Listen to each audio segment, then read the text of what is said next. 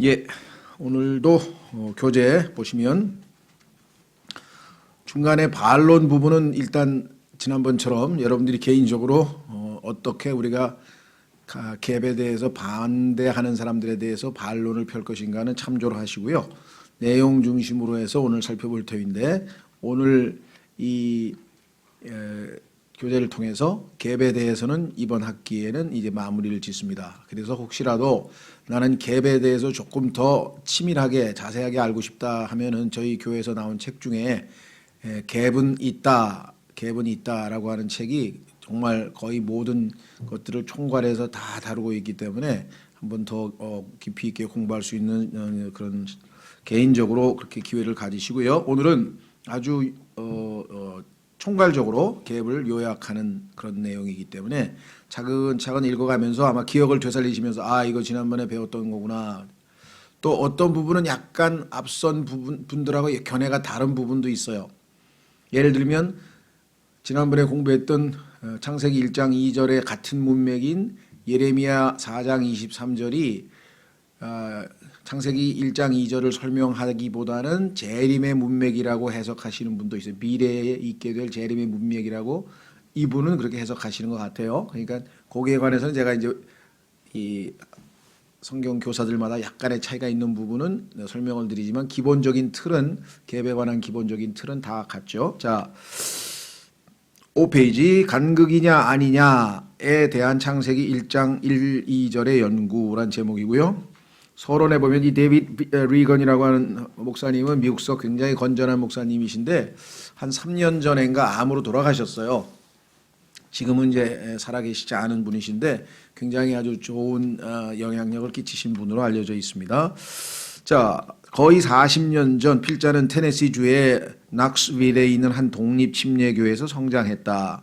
그 당시는 스코필드 관주 성경이 대세였고 성도라면 누구나 하나씩 소지하고 있었다.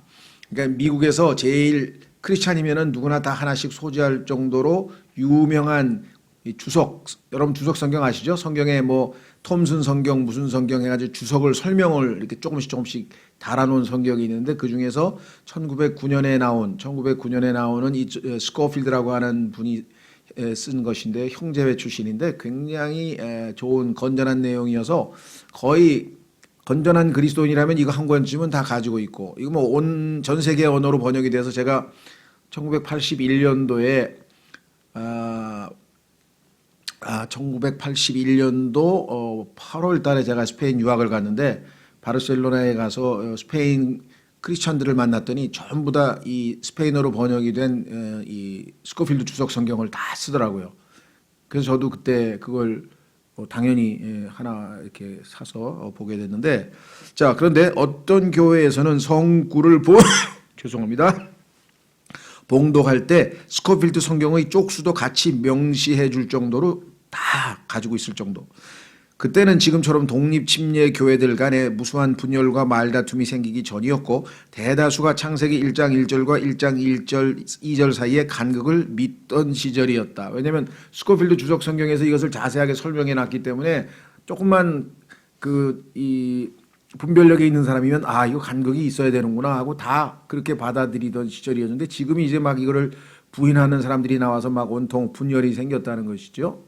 사실 우리나라도 처음에는 뭐 이 갭이라는 것이 거의 소개되지 않았었어요. 우리나라에는 소개되지 않다가 이 인천의 사랑침례교회 정동수 교수께서 라킨이라고 하는 분의 책 중에 다시 보는 성경이라는 책이 있는데 그 책은 영어로는 Rightly Dividing the Word of Truth라고 하는 책이 있는데 그걸 번역한 책인데 거기에 간극이 앞부분에 설명이 되어 있었어요.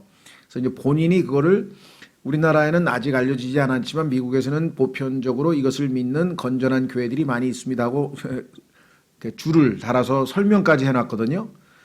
근데 2, 3년쯤 지나서 미국을 갔다 오더니 갑자기 이분이 갭은 이단이다 그러면서 생각이 바뀌어버린 거예요.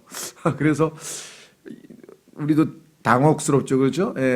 이제 뭐 자기 나름대로 개인적인 이유가 있겠지만 어쨌거나 갔다 와서 생각이 바뀐 것까지는 그렇다고 치고 그 다음에 갭은 이단이라고 하면서 막 신랄하게 비판을 하면서 그렇게 행동을 너무 이상하게 행동을 하니까 참 많은 사람들이 당혹스러울 뿐만 아니라 아주 안타깝죠. 왜냐면 여기도 지금 얘기하지만 생각이 바뀌었으면 나는 이러이러한 근거로 해서 이제는 갭을 안 믿는다 이렇게 얘기하면 됐지 그 자기가 믿던 갭을 믿는 사람을 갑자기 막 이단이라고 몰아세워서는 안 된다는 거죠. 자, 그래서 여기 보시면 이렇게 되어 있습니다. 오늘날은 상황이 180도 달라졌다. 스코필드 성경에서 약점을 너무 많이 찾아낸 나머지 책을 갖고 있는 게 송구스러울 지경이 되었다. 그러니까 스코필드가 1909년에 나온 성경인데 거기에 보니까 좀 교리적으로 문제되고 약간 오류가 많이 발견이 되더라는 얘기죠. 그러다 보니까 야, 그 스코필드에서 나온 내용을 다 우리가 무시하는 경향이 있다는 거죠. 그런데 여러분들 생각해 보십시오. 어떠한 것이 100%다 오를 수는 없잖아요. 그래서 그 중에서 오류를 골라내서 우리가 지적하고 바로 잡으면 되지 거기에 나와 있는 진리까지 싸그리 다 아니라 그럴 수는 없다는 거죠. 스코필드가 주장하는 세대주의를 가운데에 두고 사람들은 분열하기 시작했다. 그래서 스코필드, 라킨 이런 옛 세대주의를 믿는 사람들을 오늘날은 굉장히 아주 이렇게 소수의 마이너리티로 소수로 이렇게 좀 몰리는 시대가 되어버렸습니다. 그런 가운데 우리는 회개와 주권 구원이라든가 다른 여러 교리들을 발견하여 이단을 판단하는 잣대로 활용해 왔다. 근데 교리적으로 여러 가지 오류가 논란이 있었다는 얘기고요. 그러니까 중요한 건 이제 간극입니다. 그러나 간극 이론은 1960년대에는 사람들이 뭔지도 몰랐던 집단인 탈레반 수준의 인지도에 겨우 머물러 있었다. 얘기는 거의 갭에 대해서 알고 있는 사람들이 별로 없었다는 얘기예요.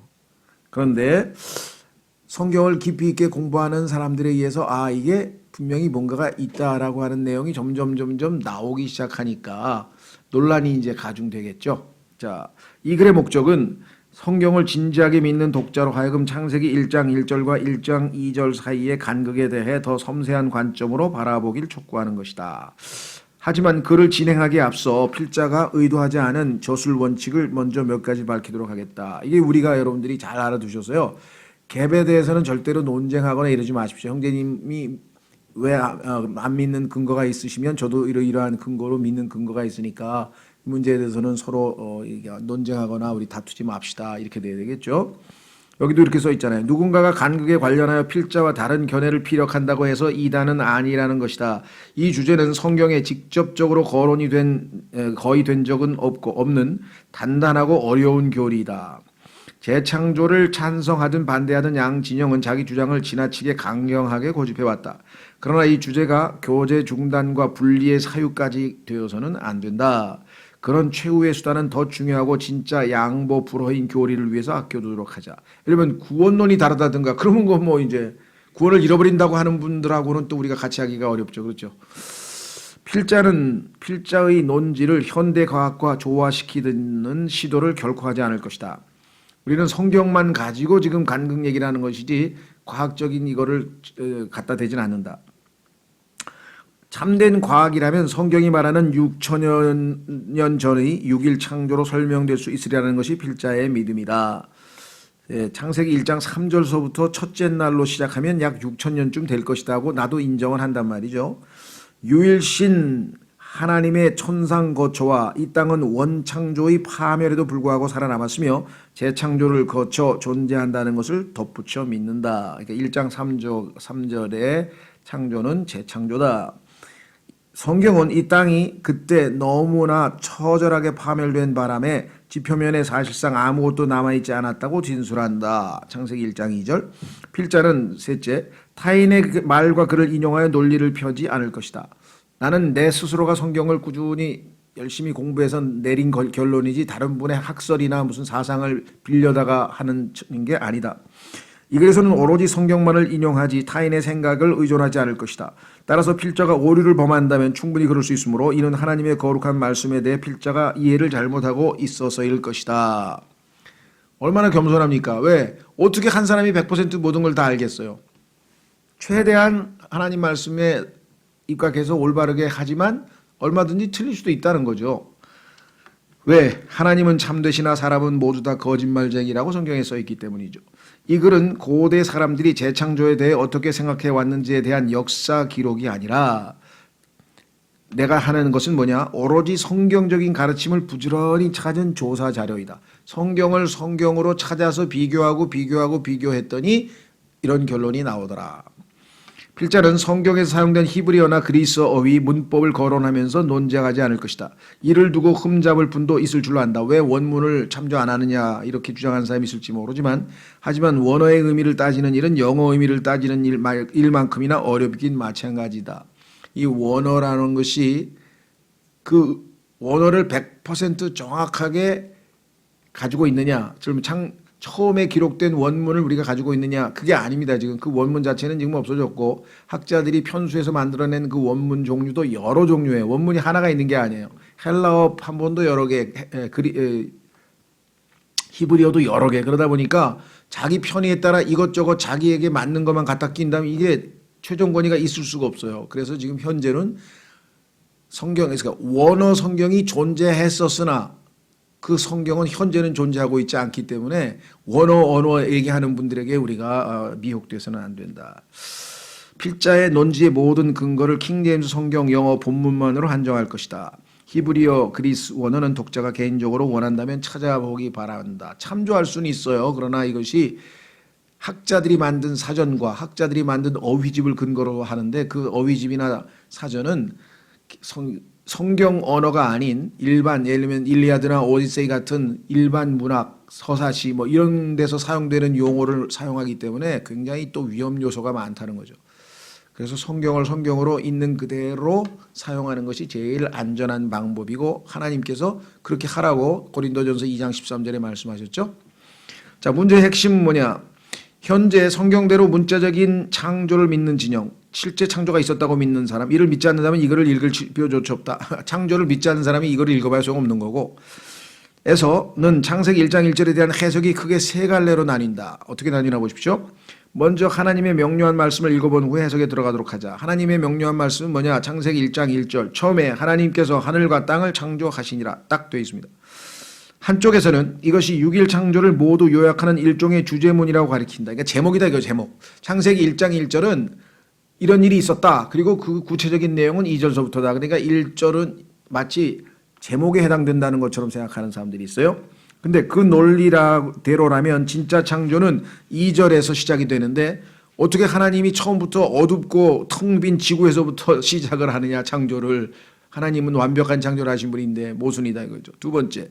또 한쪽에서는 1절도 5절까지 계속되는 첫째 날 창조의 일부라고 가르친다. 그러니까 우리는 지금까지 1장 3절에 하나님께서 이르시되로부터 오늘날 우리가 아는 첫째 날 창조가 시작이 됐다고 믿고 있는데 이분들은 1장 1절 2절도 다 첫째 날에 속한다고 생각해요. 왜? 6일 창조니까 그거 첫째 날에 포함시켜야만 1장 1절부터 6일이 되는 거죠.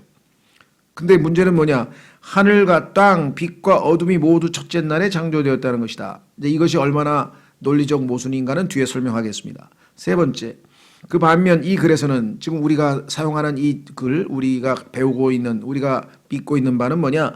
사뭇 다른 견해를 펴고자 한다. 창세기 1장 1절은 땅의 원시 창조이고 1장 2절은 그 땅이 파면된 결과라는 것이다. 그러니 그 후에 6일 창조는 사실상 재창조로 귀착된다. 즉 창세기 1장 3절서부터 빛이 있으라부터 시작되는 재창조.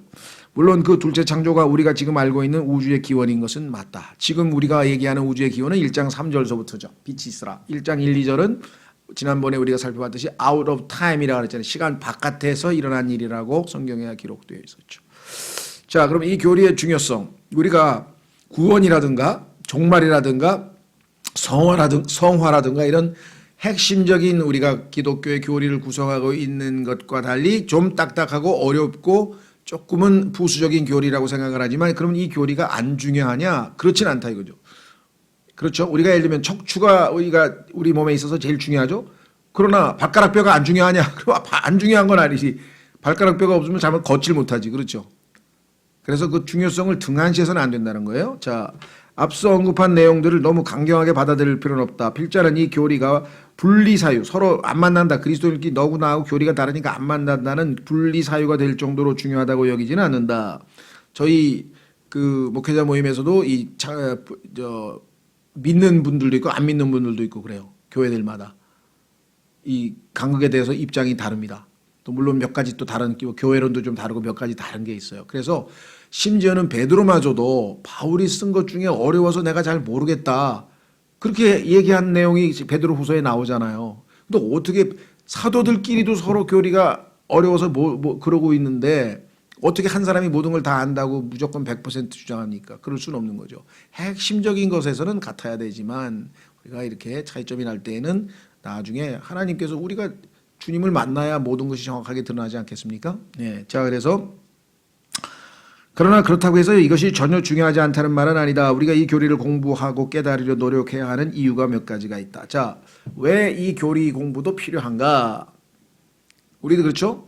매일 밥 먹죠? 매일 국 먹고 모르겠어요. 일반적으로 요즘은 뭐 그런 거 잘 안 먹고 빵도 먹고 뭐 어쨌거나 약간 주식을 매일 먹어요. 그러나 뭐 가끔 가다가 아주 독특한 식사 같은 거 있잖아요. 예, 뭐 갈비를 먹고 불갈비를 먹을 수도 있는 거고 아니면 무슨 뭐 어떤 특별한 아주 그런 것처럼 여기에 나와 있는 이 내용도 성경의 일부이기 때문에 당연히 중요하다. 자, 첫째, 모든 성경 기록은 하나님의 영감으로 주신 것으로 교리와 책망과 바로잡음과 의로 교육하기에 유익하다고 써 있었으니 사실 이 구절 하나면 충분하다. 왜? 모든 성경 구절이라 했잖아요. 그러면 하나님께서 언급하셨다는 그것은 중요하다는 뜻이다.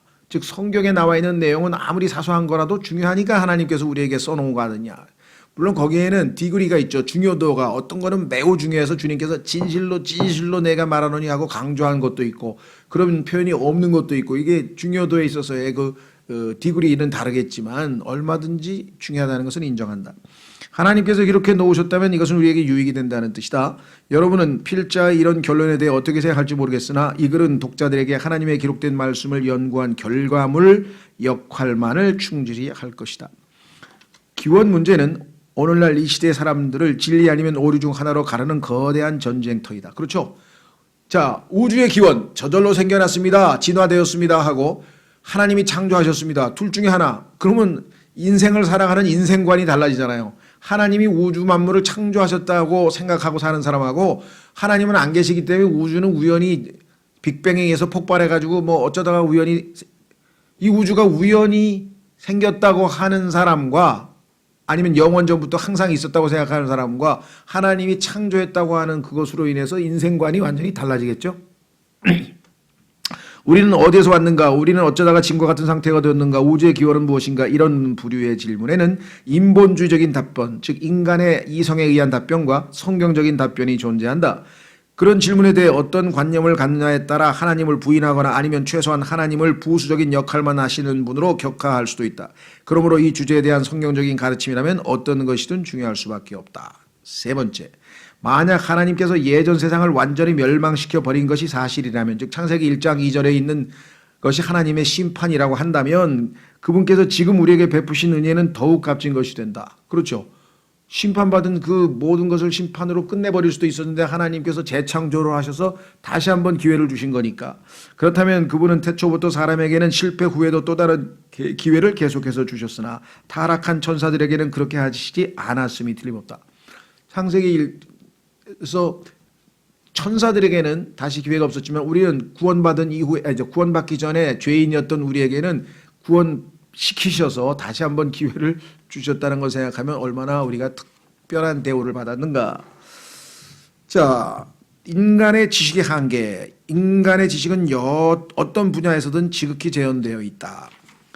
그래서 성경에 보면요, 우리가 성령 충만해도 하나님 보시기에는 우리는 아무것도 아니라고 써 있어요. 그러니까 내가 성령 충만하기 때문에 내가 하는 말은 다 100% 성경적이다, 이런 억지 주장을 해서는 안 돼요.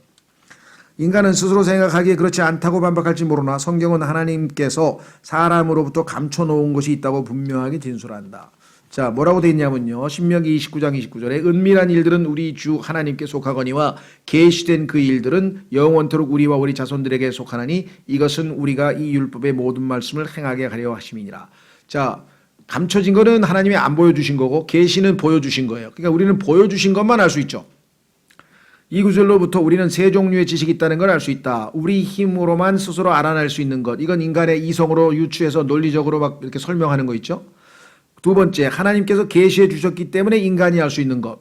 자, 창조는 인간의 머리로 해서는 답이 안 나와요. 본 적도 없고. 그런데 하나님께서 창조하셨다고 분명하게 우리에게 계시해 주셨으니까 그거를 우리는 알 수가 있죠. 세 번째, 그리고 끝으로 하나님께서 알려주시지 않아 알 수 없는 것. 하나님께서 다 인간에게, 무한하신 하나님께서 유한한 인간에게 어떻게 다 가르쳐 주시겠어요? 다 가르쳐 줘도 우리의 용량이 모자라, 용량이. 그렇죠? 용량이 모자라서 다 알아들을 수도 없죠.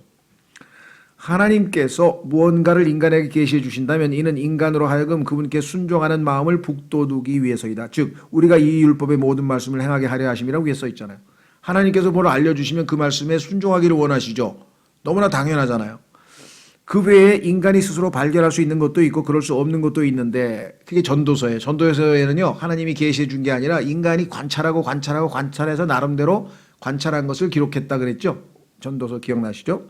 다음 성경 구절은 인간이 하나님의 행적을 이해하는 수준을 그분께서 어떻게 의도적으로 제한해 놓으셨는지를 보여준다.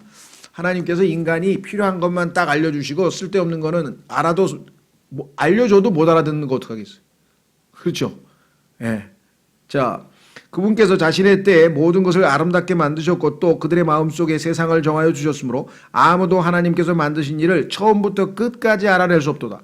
알려준 것만 알지 100% 완전히 알 수는 없다. 그렇죠?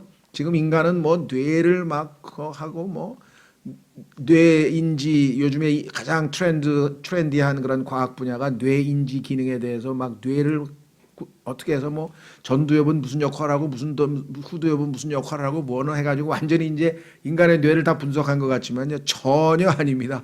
아직도 전혀 깜깜한 부분이 많죠. 자, 인간이 스스로 알아낼 수 없는 것들은 하나님께서 계시해 주시거나 아니면 그냥 그분만의 비밀로 간직될 것이다. 계시해 준 것이 성경이에요. 성경 속에서 하나님이 말씀하신 것만 알 수 있어요.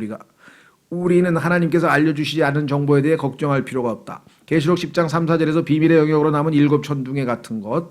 성경 공부의 초점은 인간이 직접 찾을 수 없지만 하나님께서 계시해 주시기로 작정한 것들을 향해 맞춰져야 된다. 하나님께서 성경에다가 계시해 주시고 자, 이것을 너희가 깨달으려면 어떻게 해야 되느냐? 영적인 것들을 영적인 것으로 비교하라. 성경을 성경으로, 말씀을 말씀으로 비교하면 뜻이 저절로 드러난다. 그랬습니다. 인간의 지식이 가장 재현되어 있는 것은 처음 5경우가 아닐까 생각한다. 위로 하늘의 높음이요. 하늘이 얼마나 높은지 인간이 알겠는가. 둘째, 땅으로 깊음. 그래서 성경 예레미야 31장 37절에 주가 이같이 말하노라. 만일 사람이 위로 하늘을 잴 수 있고 아래로 땅의 기초를 찾아낼 수 있을진데 나 또한 이스라엘의 씨가 행한 모든 것으로 인하여 그들을 다 버리리라. 주가 말하노라. 그러니까 결코 인간은 하늘과 땅에 대해서 다 알 수 없다. 세 번째, 뒤로는 과거에 일어났던 모든 일을 인간은 알 수가 없고 그 다음에 앞으로는 미래, 당연히 일어날 일도 모르죠.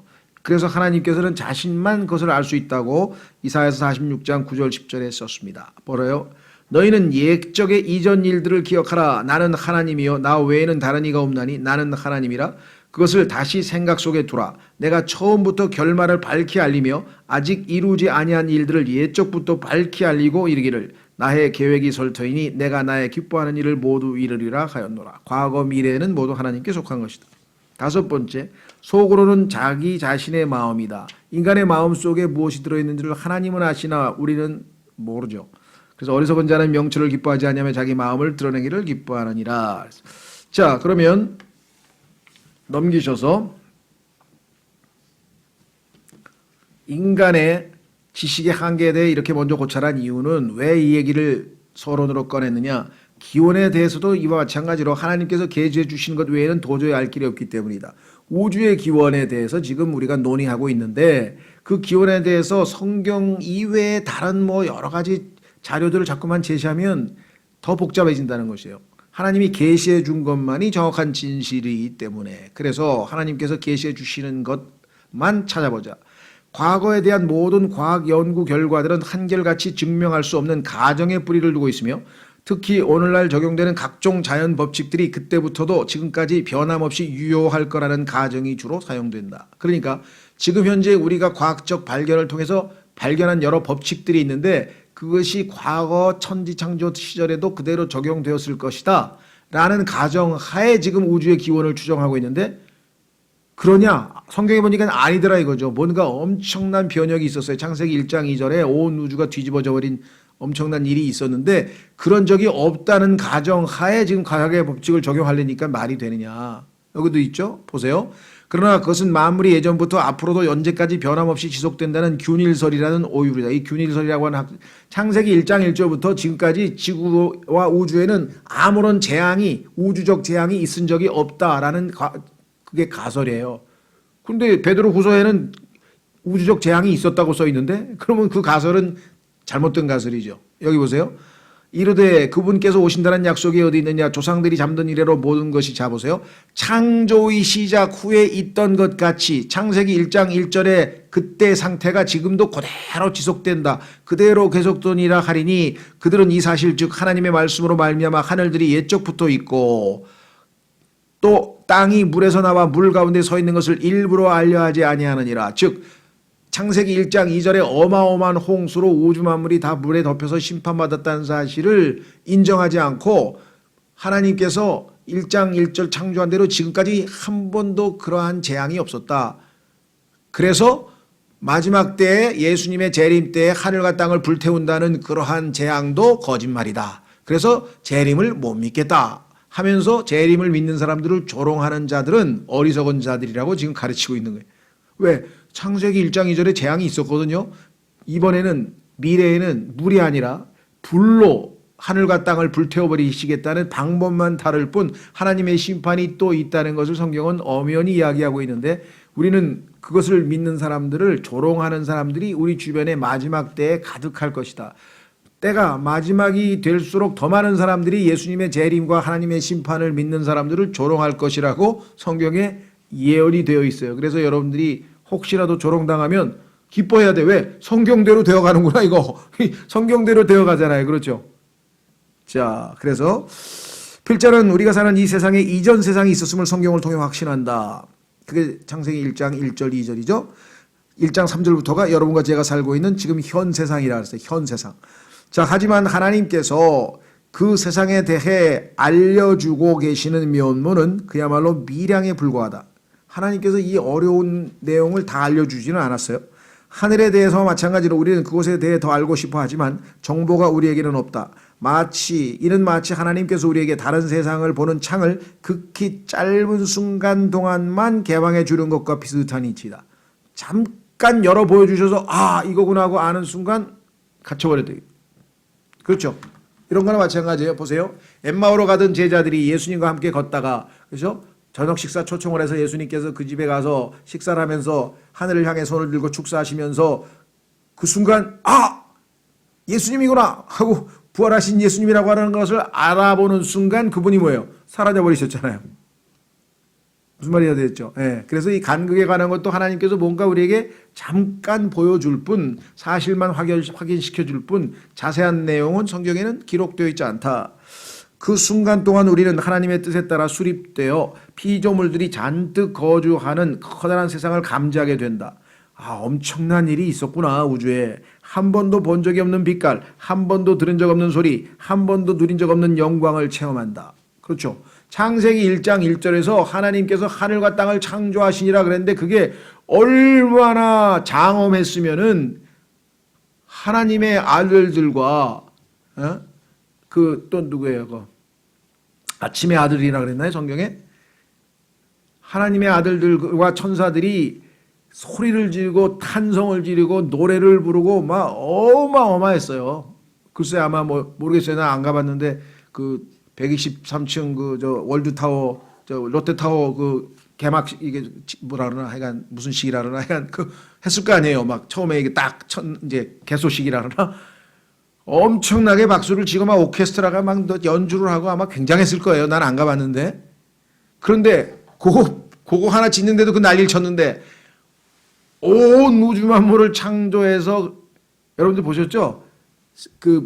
우주선에서 찍은 지구의 아주 아름다운 사진들과 막 이런 것들 그거를 보는 순간 찬송이 저절로 나왔지 않겠어요? 탄성이 나와 와 하고 난리가 났다고 욥기에 써 있다 이 말이죠. 자, 그렇다면 곧 잠깐 본 거예요. 우리는 그 세상에 대해서 사실상 아무것도 알지 못한다. 성경에 써 있는 내용만 조금 알아. 그러나 그 섬광 같은 짧은 시간 동안의 감상만으로도 이 모든 세상들을 만드신 하나님의 크심을 인지하기에는 충분하다. 어마어마하신 분이시구나. 우리가 사는 세상뿐 아니라 모든 세상들에 대해서 말이다. 그래서 히브리서 1장 2절에 이 마지막 날들에는 자신의 이름을 자신의 아들을 통하여 우리에게 말씀하셨으며 하나님께서 기록된 성경만 준 게 아니라 하나님의 아들이신 분이 직접 이 땅에 오셔서 육성으로 말씀까지 하셨어요. 그분을 모든 것의 상속자로 정하시고 왜 그분이 창조주이시니까 원래부터 또 그분으로 말미암아 뭐라 그랬어요? 세상들을 만드셨느니라. 명백하게 써있잖아요. 세상이 지금 한계가 아니잖아요. 창세기 1장 1절 2절에 있었던 세상들은 그때 있던 세상이고 그때 있던 세상. 그렇죠. 그 다음에 지금 우리가 살고 있는 세상은 현 세상이고 앞으로 예수님께서 오는 세상을 만드시겠다고 했고 그러면 적어도 두 개가 있을 거예요. 적어도 두 개. 그 다음에 노아의 홍수 있기 전의 세상을 성경에서는 옛 세상이라 그랬어요. 옛 세상. 그러니까 성경에서 세상 앞에 붙는 수식어가 4개예요. 그때 있던 세상은 먼 그때 창세기 1장 1절 2절을 그때 있던 세상. 심판받았지. 창세기 1장 2절의 홍수로. 그 다음에 노아의 홍수 때까지 창세기 1장 3절부터 노아의 홍수 때까지 있었던 것을 옛 세상. 그 다음에 노아의 홍수 이전부터 현재 여러분과 제가 살고 있는 세상을 현 세상. 그 다음에 예수님이 오셔서 세우실 천년왕국 오는 세상 world to come 이렇게 돼. 그 세상 둘이 복수가 된 거 이해가 되시죠? 그 사람들은 그걸 이해를 못해. 왜 세상이 복수가 되지? 세상이 하나인데 하나님은 세상들을 만드셨다고 돼 있잖아요. 자, 반론은 여러분들이 자세하게 차근차근 읽어보시면 논리적으로 아마 설명이 많이 될 거니까요. 여기서는 일단은 집에 가서 참조하시고 이제 주 본론으로 들어갑니다. 23페이지로 갑니다. 23페이지에 가서 갭이 있다는 증거를 3가지로 이제 논리를 전개하려고 합니다. 첫째는 23페이지 맨 위에 성경이 창조 과정에 대해서 진술하는 증거. 창조 과정을 가만히 보니까 갭이 있을 수밖에 없다는 것. 두 번째, 땅의 상태를 보니까 이게 분명히 갭이 있었다는 것을 증거한다. 세 번째는 마귀론. 마귀의 창조, 타락, 심판을 성경적으로 살펴보니 갭이 없으면 설명이 안 된다는 것. 3가지 근거로. 첫 번째, 창조 과정 자체가 암시하는 증거가 있는데 그것은 뭐냐? 하늘과 하늘들. 킹제임스 성경에만 창세기 1장 1절에 하늘이 단수로 되어 있습니다. 근데 개혁 성경에도 우리말에도 하늘은 단수로 되어 있는데 신기하게도. 근데 다른 모든 성서들에는 다 하늘을 하늘들이라고 복수로 해놨어요.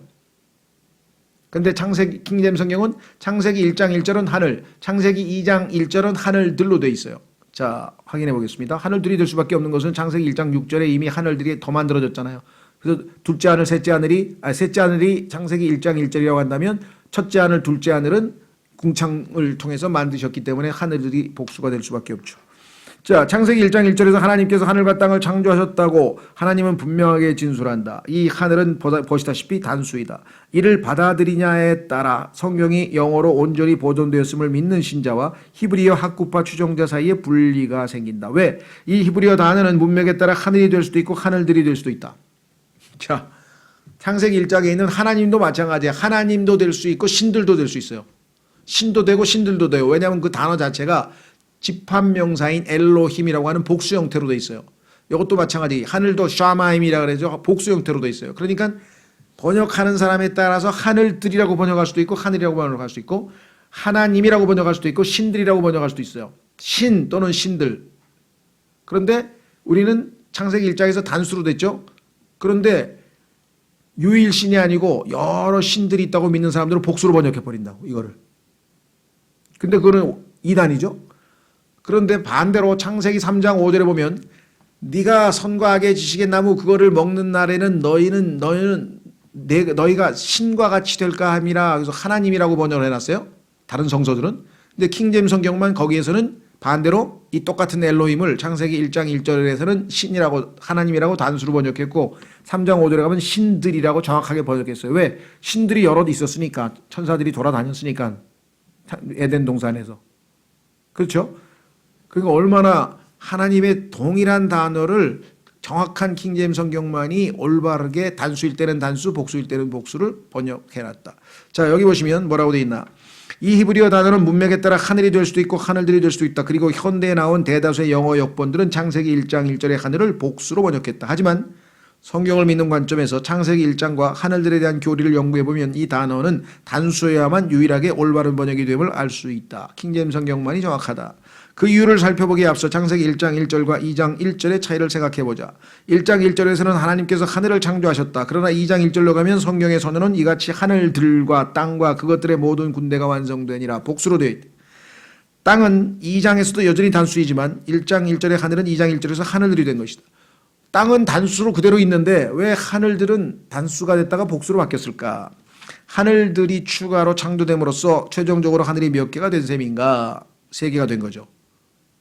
자, 어떻게 알 수 있는가? 성경에 보니까 하늘이 3개로 나오는데 성경은 밀턴이라고 하는 영국의 유명한 신라곤이라고 하는 서사시를 쓴 시인은 7층천이라고 그래. 7층천. 왜냐하면 자기 나름대로 생각을 한 거예요. 성경에 근거 없이. 아니죠. 3층천이죠. 성경은. 보세요. 성경은 사도 바울이 다음과 같은 경험을 회고하는 고린도후서 12장 2절에서 하늘의 개수에 대해 가르쳐준다. 내가 그리스도 안에 있는 한 사람을 알았노니 그 사람은 14년 전에 셋째 하늘에 채 올라갔느니라. 몸 안에 있었는지 내가 말할 수 없으며 몸 밖에 있었는지 내가 말할 수 없으나 하나님은 아시느니라. 아, 셋째 하늘이 있구나. 거기에 하나님이 계신 곳이구나. 성경이 우리에게 알려주셨어요. 여기서 말하는 하늘은 하나님의 하늘이며 가장 높은 하늘이다. 따라서 성경에는 하늘이 3개 존재한다. 그래서 이것을 1층, 2층, 3층처럼 층이라고 성경에 써놨어요. 어디? 아모스 9장 6절. 거기 써있죠. 이 하늘들은 서로 층을 이루며 건축되어 있다. 아모스 9장 6절. 이는 노아의 방주가 1층, 2층, 3층으로 구성되어 있는 것과 같은 짓이다. 신기하시죠? 노아의 방주도 하나님께서 3층만 지으셨죠. 첫째 하늘은 지구의 대기권으로 새가 날아 다닐 수 있는 곳까지만, 공기가 있는 곳까지만 우리가 이거를 하늘이라 그러는데, 이것을 요즘 우리말로 하면 그냥 스카이에 해당하는 거예요. 스카이. 블루 스카이. 그래서 그 스카이를 넘어가면 우리가 스페이스라 그러죠. 우주 공간. 우주선이 통과하는 공간. 자, 그래서 하늘의 열린 궁창, 요 단어를 창세기 1장 20절에서 칭호를, 명칭을 뭐라고 붙였냐면 하늘의 열린 궁창, 오픈이라고 써서 오픈 퍼머먼트라는데 왜 오픈이냐? 여러분도 아시다시피 스카이, 그 대기권에서 우주로 넘어갈 때 거기 막힌 게 하나도 없잖아요. 그냥 터 있는 공간이잖아요. 무슨 말인지 알죠? 공기가 거기까지밖에 못 가서 희박하고 그 다음에 이제 공기가 없어졌으니까 우리가 대기권 그 다음에 넘어가면은 우주라고 이름을 붙였지만 실제적으로는 뭐가 막혀 있는 게 아니잖아요. 무슨 말이 이해하시죠? 그래서 오픈이라고 그러대. 그런데 나중에 둘째 아들은 오픈이 안 돼 있어. 왜? 가니까 뭐예요? 어마어마한 물층으로 물이 거기에 어마어마하게 셋째 하늘과 둘째 하늘 사이에는 가로막고 있잖아요. 그렇죠. 유리바다가 있다고 성경에 써있죠. 자, 그래서 이것은 열린 궁창이라고 불렀는데 우리가 가까이 접하는 하늘이면 눈으로 볼 수 있는 하늘이에요. 상부의 둘째 하늘에 대해서는 개방되어 있다. 그렇죠. 양 하늘 사이에 뭔가 막히고 차단된 게 없기 때문에 그렇다. 이 하늘은 6일 창조의 둘째 날에 창조되었다. 그래서 첫째 하늘, 둘째 하늘은 둘째 날 창조됐고요. 셋째 하늘은 이미 창조되어 있었고. 둘째 하늘은 별들이 존재하는 우주 공간이다. 성경에서 하늘의 궁창이라고 붙였어요. 하늘의 궁창이라는 칭호가 붙었는데 역시 6일 창조의 둘째 날에 창조되었다. 셋째 하늘은 그냥 하늘이라고도 하고, 왜? 하늘로부터 하나님의 진노가 내려온다든가 하늘로부터 예수님께서 재림하신다든가 그건 전부 다 이거 셋째 하늘이구나. 또는 하나님의 하늘이라고 부른다. 하나님의 하늘이라고 부르든지 하늘이라고 부르든지. 어떤 곳에서는 하늘들의 하늘이라고 불렀는데 특히 시편에 보면 써있죠. 느헤미야 9장 6절에도. 왜 그렇습니까? 하늘들의 하늘, 그러면 앞에 있는 하늘들은 뭐예요? 첫째 하늘, 둘째 하늘을 합쳐서 하늘들이라 그랬죠? 하늘들의 하늘, 이해가 되시죠? 첫째 하늘과 둘째 하늘의 하늘, 그거보다 더 높으니까 그것의 하늘, 그러면 셋째 하늘이지. 그리스도께서 부활하고 승천하신 뒤에는 낙원이라는 표현도 쓰였다. 원래 낙원이라고 하는 것은 아브라함의 품이라고 구약에 불렸고 이것은 지하에 있었는데 그 부자가 죽어서 거기에 간 것이죠. 부자가 아니라 나사로가. 그 나사로가 갔던 그 낙원이 예수님께서 부활 승천하실 때에 그곳에 있는 사람들을 다 데리고 가시고 낙원이 셋째 하늘로 옮겨졌어요. 그래서 바울은 내가 가서 셋째 하늘에서 낙원에 올라갔다 왔다라고 얘기를 했죠. 그때는 이 하늘은 창세기 1장 1절에서 가장 처음에 창조되었다. 셋째 하늘. 그때는 하늘이 하나밖에 없었기 때문에 왜? 창세기 1장 1절에는 하늘이 하나밖에 없었고 나머지 두 개는 나중 창조됐죠. 창세기 2장 1절에서는 하늘들인 반면 1장 1절에서는 그냥 하늘이 된 것이다. 그때는 지금처럼 하늘들 사이에 구분이 없었다. 창세기 1장 1절에 하늘은 6일 창조 동안에 새로 만들어진 게 아니라 그 전부터 존재한 하나님의 하늘을 가리키는 것이 틀림없다. 그러니까 창세기 1장 3절 이후에 6일 창조에서 창조된 하늘들과 원래 원창조에서 창조된 하늘과 이렇게 구분이 되어 있다. 그러니 당연히 갭이 있을 수밖에 없죠. 두 번째, 성령의 움직임. 성령의 활동 중 하나는 새롭게 합니다. 성경에 보면은 성령의 renewing, 다시 새롭게 하심이라 나오는데요. 뭔가를 새롭게 만든다는 뜻이다. 하나님은 자신의 영을 보내어 지면을 새롭게 하셨다고 시편 104편 30절에 써 있는데 이것은 타락한 인간에게도 동일하게 하신 일이다. 왜? 디도서 3장 5절에 보니까요. 우리를 다시 태어나게 새롭게죠. 중생으로 다시 태어나게 하시고 그 다음에 씻으시고 피로 그 다음에 어떻게 했어요?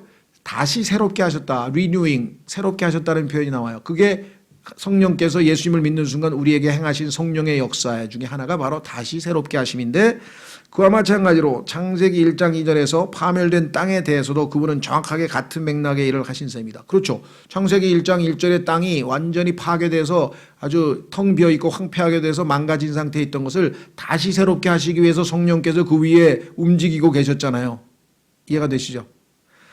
그런데 새롭게 만드는 일은 뭔가 옛것이 이미 존재해야 가능하다는 사실을 명심하자. 그러니까 창세기 1장 2절에 뭔가 일이 터져서 망가진 그것을 다시 새롭게 해야 하니까 당연히 하나님의 심판이 있었고 따라서 갭이 있었다.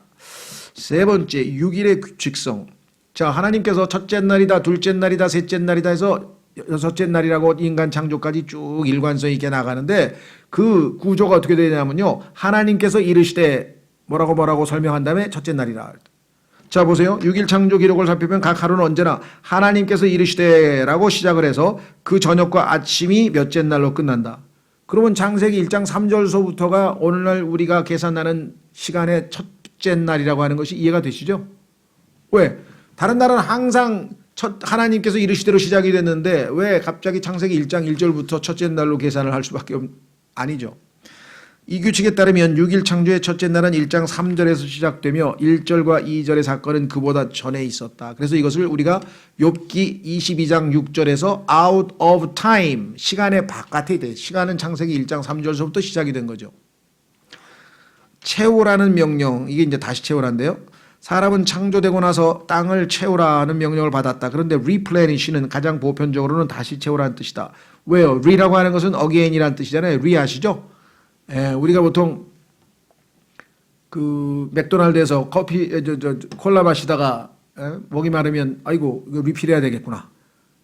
또 우리 토너도 새 거 사면 비싸니까 리필하죠. 다시 채우죠.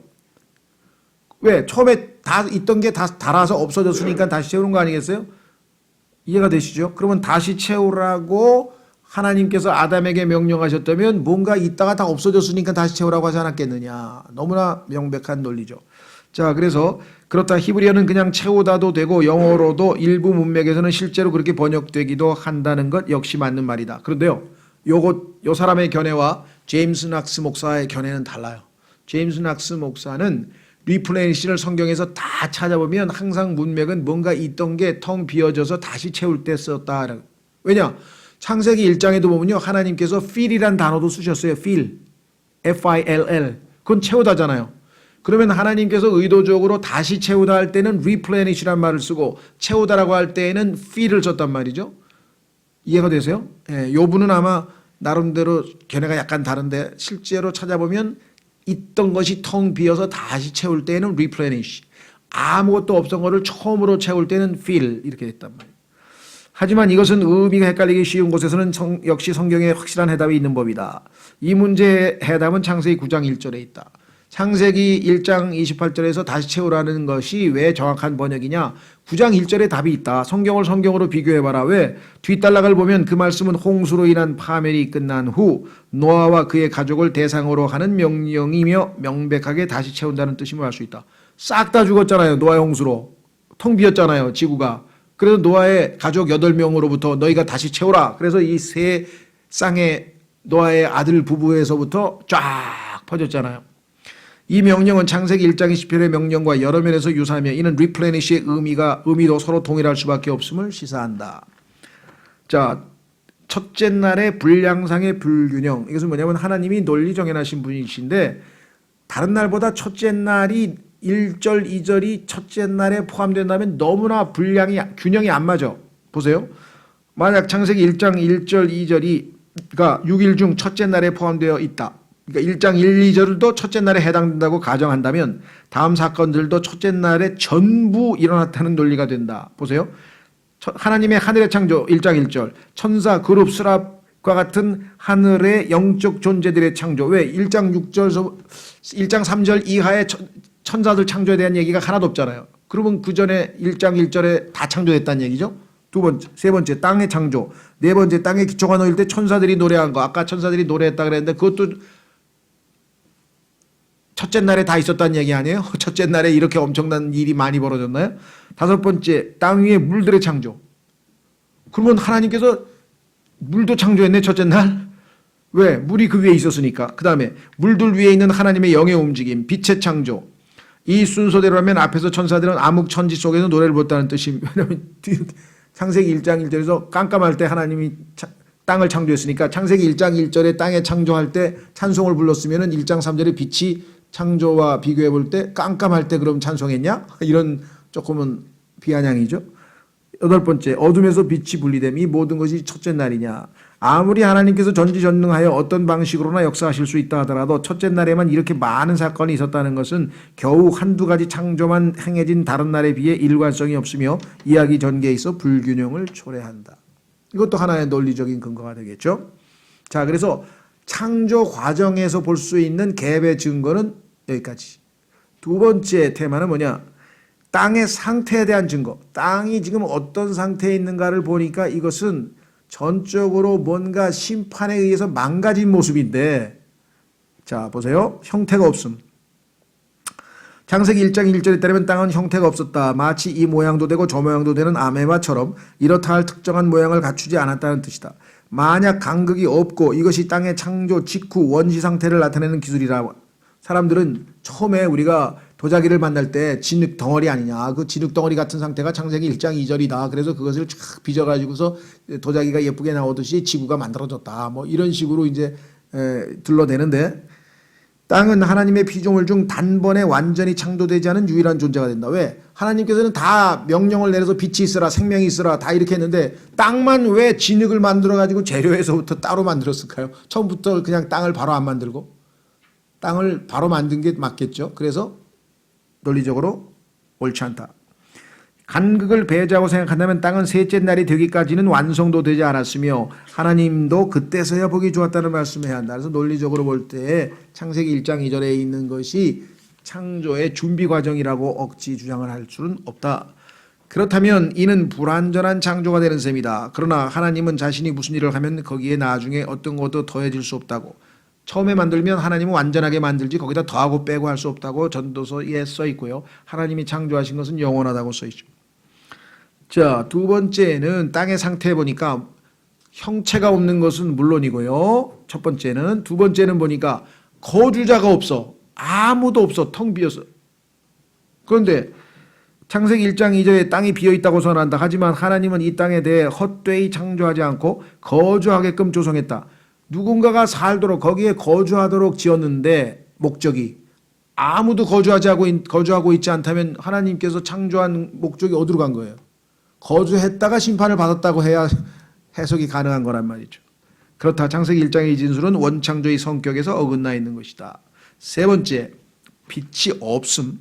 창세기 1장 1, 3절을 간극을 배제하고 순서대로 그대로 읽는다면 하나님은 땅을 어둠 속에서 창조하셨다. 왜? 1장 3절에 가서야 겨우 빛이 있으라고 빛이 나오니까 그러면 창세기 1장 1절에 어둠에서 땅을 창조했다? 이렇게 되는 것이죠. 심지어는 창조 후에도 어둠은 기품의 표면 위에 있었다. 성경에 따르면 땅의 기초가 놓일 때 새벽별들이 함께 노래했다고 하는데 깜깜한데 뭐 노래를 부르고 있어요. 무서워서 벌벌 떨고 있겠지. 상식적으로 생각해 보세요. 그들은 암흑천지 속에서 노래한 것일까? 이 혼동은 현재의 땅 이전에 땅이 있었다는 것을 알기만 하면 쉽게 해소된다. 원래 아름답고 찬송을 안 부르고는 못 견딜 만큼의 너무나 아름다운 창조, 완벽한 창조가 창세기 1장 1절에 있었는데, 그래서 찬송도 부르고 탄성도 지르고 했는데, 타락한 마귀를 심판하기 위해서 하나님께서 창세기 1장 2절에 엄청난 홍수의 심판이 있었다. 이렇게 얘기가 돼야 설명이 가능해지지 않겠느냐. 그 다음에 파멸에 대한 묘사. 위에서 열거한 땅의 상태는 하나님의 창조 단계라기보다는 뭔가 끔찍한 이변 내지 파멸의 결과에 가깝다. 왜냐? 즉 이 세 가지 단어, 황폐, 그 다음에 텅 비어있다, 그 다음에 어둠, 이 세 단어는 항상 하나님께서 뭔가 심판하면 나타나는 현상이야. 항상 창세기에서 계시록까지 일관성 있게 항상. 그러면 당연히 창세기 1장 2절도 뭔가 심판이 있었구나를 우리가 미루어 짐작할 수 있지 않느냐. 하나님의 말씀에서 심판을 묘사하는 문맥인 다른 구절을 찾아보면 그것이 더욱 명확해진다. 창세기 1장 2절과 예레미야 4장 23절을 비교해 보기 바란다. 자, 보세요. 형태가 없고 비어있으며 어둠, 형태가 없고 비어있으며 빛이 없고 어둠이 빛이 없는 거죠. 예레미야 4장이 묘사하는 것은 이스라엘의 불순종으로 인해 일어난 큰 전쟁이 야기한 파멸이다. 동일한 단어가 하나님의 창조도 묘사하고 하나님의 파멸도 묘사하는데 동시에 쓰일 수 있을까? 하나는 긍정적으로 쓰이고 하나는 부정적으로 쓰일 수 있을까? 똑같은 내용인데? 아니겠죠. 동일하게 부정적인 내용이겠죠. 정반대 방향으로 일어난 역사의 결과가 동일할 수가 있을까? 그럴 수가 없다. 비슷한 예가 나훔서 2장 10절에서 발견된다. 이 구절에서도 역시 죄악으로 인한 전쟁과 파멸이 야기된다. 이를 묘사하는 단어 역시 비어있음, 피폐함, 검음, 어둠이죠. 검음 따위이다.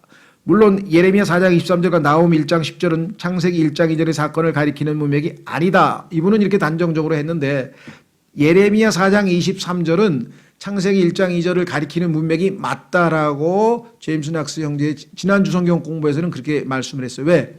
성경에 보니까 재림의 심판 다음에는 사람들이 남아 있잖아요. 그런데 사람들도 없다 그랬어요. 새들도 없다 그랬어요. 그러면 창세기 1장 2절의 내용과 예레미야 4장 23절의 문맥이 똑같아요. 재림이라고 한다면 사람들도 남아 있고 그 다음에 새들도 있고 흔적, 즉 남은 자들이 있을 텐데 남은 자가 하나도 없기 때문에 오히려 창세기 1장 2절의 문맥이라고. 여기에서는 지난번에 가르쳤던 두 홍수의 저자와 이 저자가 견해가 약간 다른 겁니다. 디테일한 면에서는. 그러나 그것이 초점이 아니다. 여기서 중요한 것은 거의 동일하다시피 한 유사한 표현이 어떻게 한 곳에서는 창조 결과를 묘사하고 다른 한 곳에서는 파멸 결과를 묘사할 수 있냐는 것이다. 즉 예레미야나 나훔에 보면 명백한 파멸, 심판의 결과인데 창세기 1장 2절만 그것은 심판의 결과가 아니라 창조의 결과라고 얘기한다면 이게 얼마나 앞뒤 모순이 되느냐. 상식적으로 생각할 때 있을 수 없는 일이다. 그렇습니다. 그 다음에 30페이지로 하셔서 기쁨의 표면은 어떻게 됐는가 보겠습니다. 창세기 1장 2절엔 방대한 양의 물이 지구를 에워싼 장면을 묘사하고 있다. 농구공이 물 위에 둥둥 떠 있는 모습으로 지구가 있었다 그랬죠. 지혜는 그때 거기서 기품의 표면에다 한계를 정하셨다. 그 기품이 더 이상 침투하지 못하도록 잠언 8장 27절에 보면은 예수님으로 예표되는 지혜가 그렇게 결정을 내렸죠. 이 물은 나뉘어져서 첫 둘째 하늘에 있는 바다들을 채우는 한편 우주 공간 너머로 둘째 하늘 바깥쪽을 감싸게 했다. 왜? 하나님께서 이 엄청난 홍수물을 갈라내셔서 쫙 갈라가지고 하늘 아래에 있는 물들로 만드셨고 그건 첫째 하늘, 둘째 하늘 아래에 있는 지금 우리가 지구상의 바다라고 하는 곳이고 또 하나는 둘째 하늘 너머에 셋째 하늘과의 사이에 우주 공간을 뒤덮고 있는 엄청난 물이 있죠. 이렇게 나누셨잖아요. 자, 그래서 이것을 이렇게 바깥에 있는 물은 성경에서 하늘들 위에 있는 물들. 왜? 하늘들, 첫째 하늘, 둘째 하늘이니까 하늘들 복수가 되죠. 하늘들 위에 물이 있다. 지난번 기억나세요?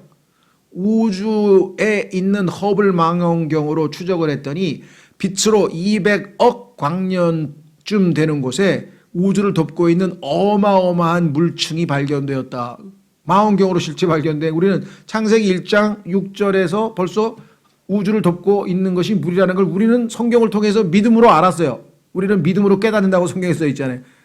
우주를 덮고 있는 것은 물이라는 것을 우리는 이미 성경을 통해서 알고 있었는데 1995년에 가서야 과학자들이 망원경으로 그걸 발견했다고 이제야 말을 하니 생각해 보세요. 6,000년 전에 성경에 써 있었는데 창세기 1장 1절에 6,000년이 지나서야 과학이 이제 와서 우주에는 물이 있다.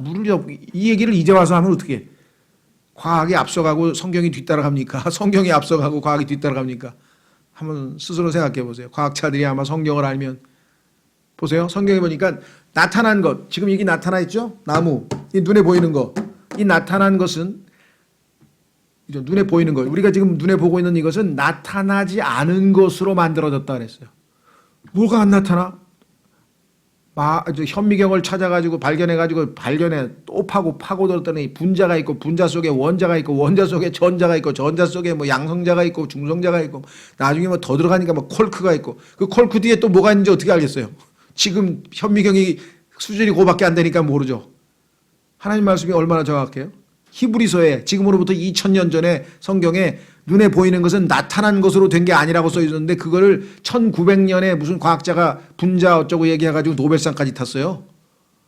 성경을 1900년이나 뒤늦게 쫓아갔는데도 노벨상을 탔어. 우리는 성경에 써 있는 대로 믿으니까 다 알아. 우주를 덮고 있는 게 물이라는 거 다 알아 우리는. 자 보세요. 물에 잠겨있는 땅의 표면은 노아의 홍수에 대한 묘사와 정확히 일치한다. 왜? 방주가 물들의 표면 위로 올라간 것처럼 지구도 지금 물들의 표면 위에 올라갔죠. 그와 마찬가지로 창세기 1장 2절은 유사한 파멸을 겪은 원창조 당시의 지구에 대한 묘사를 할 수 있다. 노아의 홍수 때문에 노아의 배가 방주가 물에 둥둥 떠다니듯이 당시의 창세기 1장 2절에도 지구가 둥둥 떠다니는 거죠. 이는 노아의 홍수 후에 하나님께서 앞으로 땅을 결코 홍수로 멸하지 아니하실 거라는 약속과 호응 관계를 형성한다. 그렇죠. 벌써 홍수가 2번이나 있었으니까 하나님께서는 이제 더 이상 홍수를 안 일으키겠다. 왜? 나중에는 불로 심판하니까.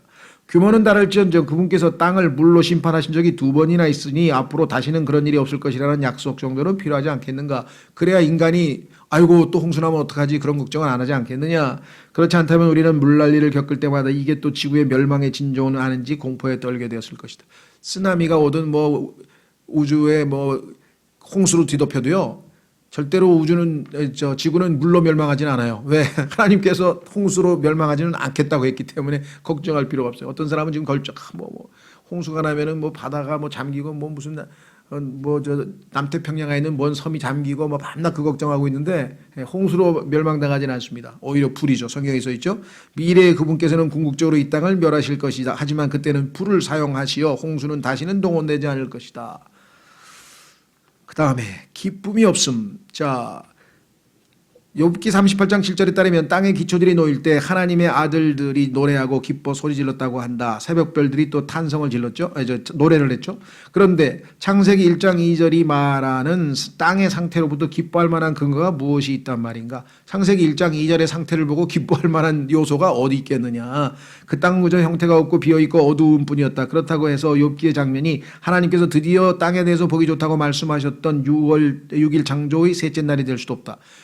그러니까 당연히 창세기 1장 1절에서 이미 찬송과 탄성을 질렀다고 한다면 창세기 1장 2절은 당연히 심판이다. 그 다음에 이제 세 번째, 이분은 이 책을 쓰신 분은 세 번째 마귀론에 근거한 증거, 다시 말하면 마귀의 창조, 타락, 심판이라고 하는 것이 갭이 없으면 언제 일어났는지 전혀 설명할 수 없다는 거죠. 왜? 이 내용은 창세기 1장 3절에 6일 창조 때부터는 성경에서 아무 얘기도 없어요. 그러면 마귀는 언제 창조됐고 언제 타락했고 언제 심판받았고 이걸 설명할 수가 없는데 갭을 확인하고 나니까 이때 이런 일이 벌어졌구나라는 것을 알 수가 있다. 그래서 이분은 이게 가장 강력한 증거라고 했네요. 뭐 일견 저도 동의합니다. 지금까지 우리는 간극에 대한 주된 반론들에 대해 답변하였으며 창세기 1장 1, 3절의 진술은 간극을 저변에 깔고서 읽어야 논리가 성립함을 보여왔다. 왜? 두 가지 증거를 우리가 댔죠. 하나는 창조 과정에서, 그 다음에 두 번에는 땅의 상태. 이 두 가지를 보니까 명백히 갭이 없으면 안 되겠다. 그런데 이분은 뭐라고 그랬느냐. 그러나 간극에 대한 가장 큰 증거는 마귀론에서 발견된다. 이제부터는 여기에 대해 살펴보도록 하자. 첫째, 시간 전개상으로 만일 6일 창조 이전에 다른 창조와 파멸이 없었다면, 즉 창세기 1장 3절 이전에 뭔가가 없었다면 마귀는 나의 면에서 인류보다 절대로 5일 이상을 앞설 수가 없다. 그렇죠. 왜? 인간이 6일째 창조됐잖아요. 그러면 마귀가 첫째 날 창조했다고 치면 창세기 1장 1절에서 그러면 5일 앞서서 창조된 거야 마귀가. 그런데 그 5일 동안 마귀가 죄도 짓고 심판도 받고 타락도 하고 막 다 일어났나요? 자, 그러므로 다음 사건들이 6일 창조의 첫째 날부터 아담과 이브가 타락한 날 사이의 기간에 반드시 끼어 있어야만 한다.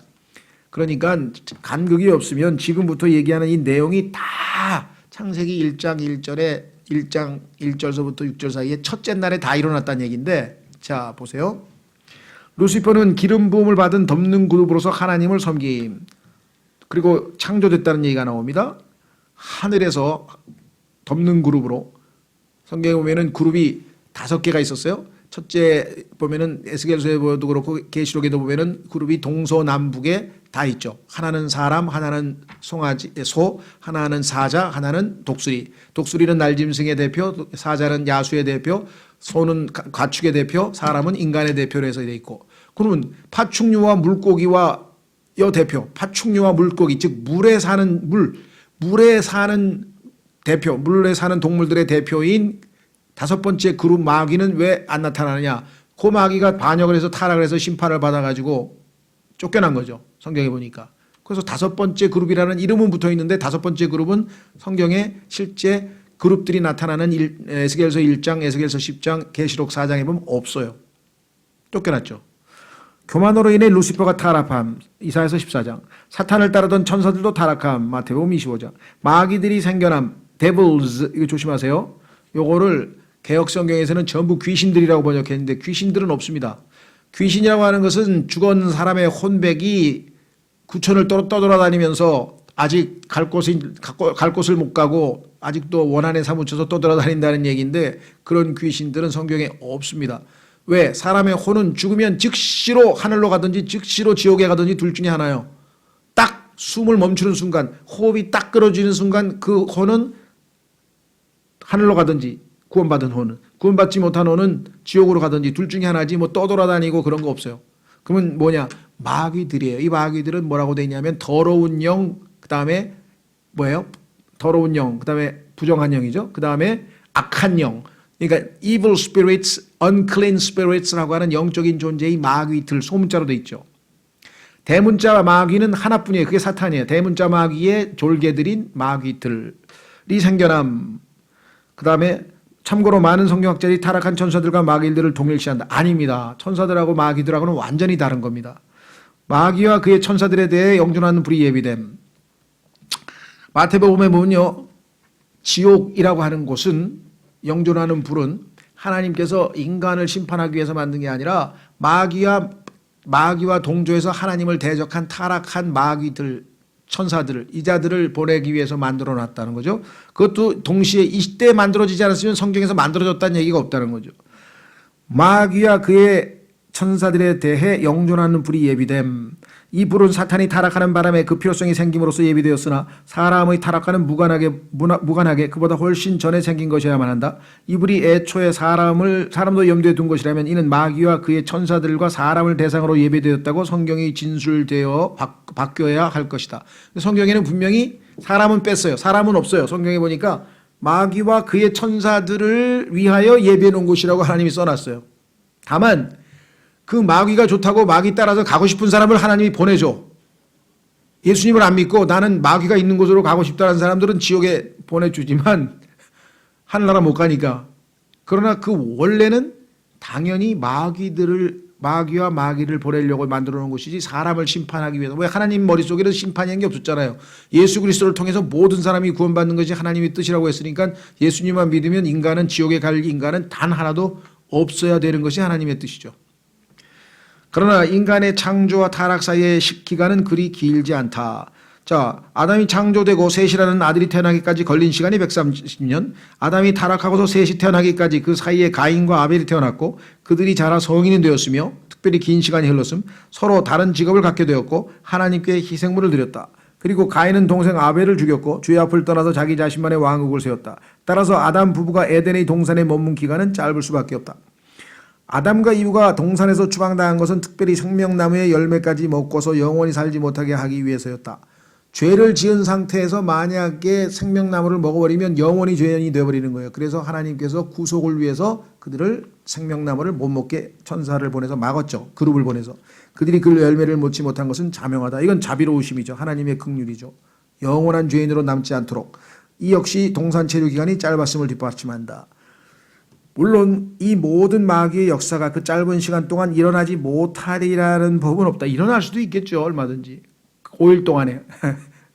생각해 보세요. 5일 동안에 이 엄청난 일들이 다 일어났다고 지금 얘기를 하는데, 그러나 역사를 통틀어 하나님의 섭리적 역사가 인간이 생각하기에 매우 서서히 진행되어 왔음을 감안한다면, 인류의 역사가 6,000년인데 천사들과 마귀들의 역사가 5일밖에 안 된다. 그건 말이 되겠어요?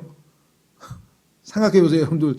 하나님이 창조하신 그 큰 최고로 아름답고 최고로 지혜로운 존재가 인간보다 5일 먼저 창조됐다는 게 말이 되겠냐 이게. 만약에 갭이 없다면 그것밖에 설명이 안 되는데, 그런 가정은 매우 부자연스러우며 가능성이 희박하다. 끝으로 생각해 볼 것은 사탄이 저 옛뱀이라고 일컬어졌는데 인간보다 5살밖에 더 먹었는데 옛뱀이란 말이 성립이 되겠는가 하고 또 재미있는 관찰을 하셨네요. 자, 그 다음에 사탄이 세상에 대해 주장하는 권리. 그리스도께서는 사탄을 이 세상의 통치자라고 언급하셨고, 요한복음 10장 31절에 바울은 이 세상의 신이라고 고린도후서 4장 4절에서 얘기했습니다. 사탄은 어떻게 해서 그런 칭호를 얻었으며 이를 언제 얻었을까? 언제부터 사탄이 이 세상 신일까? 언제부터 이 세상의 통치자였을까? 누가복음 4장 5, 6절을 보면 사탄은 이 세상의 모든 왕국들이 자신에게 넘겨졌다고 예수님께 의스댔다.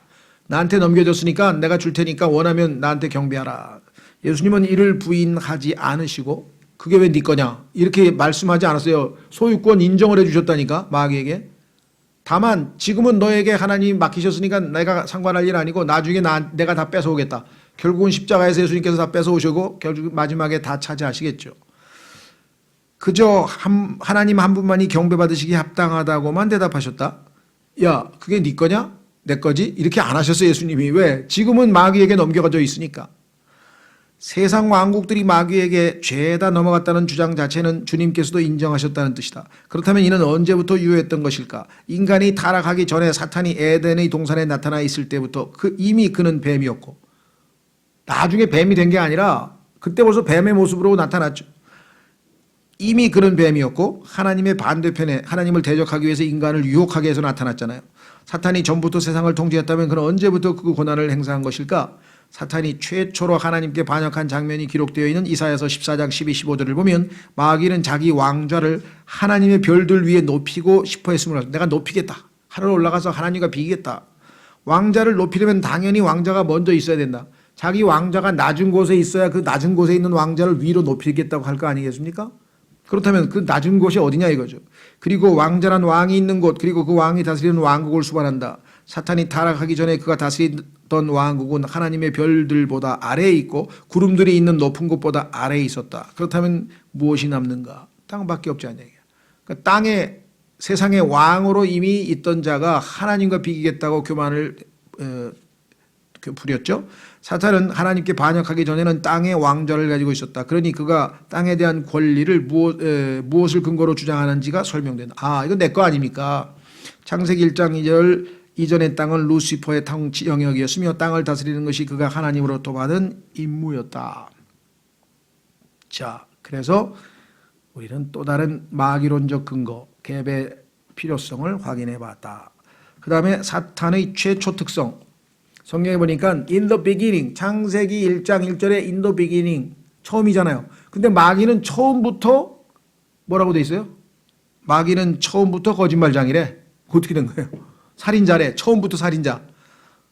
자, 마귀는 처음부터 살인자요 라고 요한복음 8장 44절에 나오고 처음부터 죄를 짓는다고 요한일서 3장 8절에 나왔습니다. 이 처음은 어떤 시점을 가리킬까요? 6일 창조의 시작을 가리키는 처음임은 선택의 여지가 없다. 창세기 1장 1절부터 시작해야 되겠죠. 그러나 간극이 없고 마귀가 6일 창조의 첫째 날에 창조된 것이라면 간극이 없으면 어떻게 되느냐? 그는 원천적으로 죄를 짓는 자여 살인자로 창조되어야 된다. 왜?